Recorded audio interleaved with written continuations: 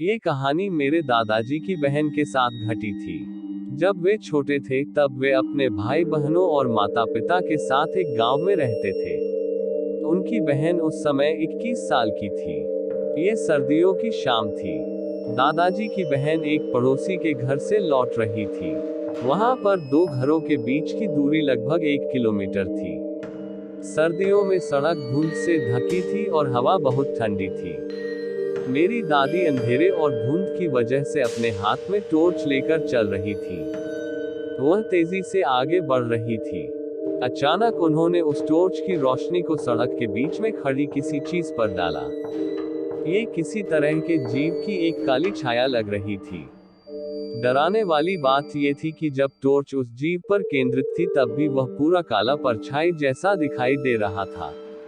इसकी कोई भी शारीरिक बनावट स्पष्ट नहीं थी, केवल उसकी लाल आंखें दिखाई दे रही थी। वे लाल आंखें चमक रही थी। वो काफी हैरान हो गई और पीछे जाने लगी।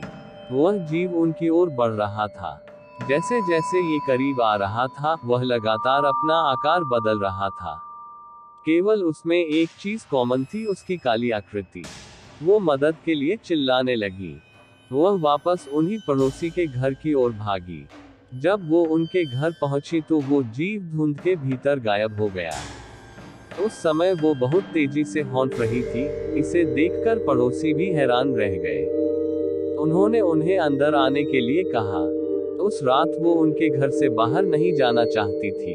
उस समय टेलीफोन नहीं थे, इसलिए उन्होंने अपने बेटे को मेरे दादाजी के पापा को उनके बारे में इन्फॉर्म करने के लिए भेजा। उन्हें लेने के लिए मेरे दादा के पिता आए थे। उन्होंने सुबह तक एक भी शब्द नहीं बोला। सुबह उन्होंने पूरे परिवार को अपनी आपबीती के बारे में बताया। मेरे दादाजी की दादी ने बताया कि यह एक छलावा, चालावा, शेप शिफ्टर था। यह एक ऐसी आत्मा है जो अपनी शेप को बदलकर लोगों को डराती है। यह उन लोगों की तलाश में रहती है जो सुनसान क्षेत्रों में अकेले होते हैं। मेरी दादा की बहन अकेली थी, इसलिए वह उस छलावे का शिकार हुई। वह भाग्यशाली थी जो इससे बच गई। मेरे दादाजी ने कहा कि इस घटना ने उनकी बहन को इतना डरा दिया था कि वह एक हफ्ते के लिए घर से बाहर भी नहीं निकली। वह आज 73 साल की हैं, लेकिन फिर भी घर पर अकेले रहने से डरती है।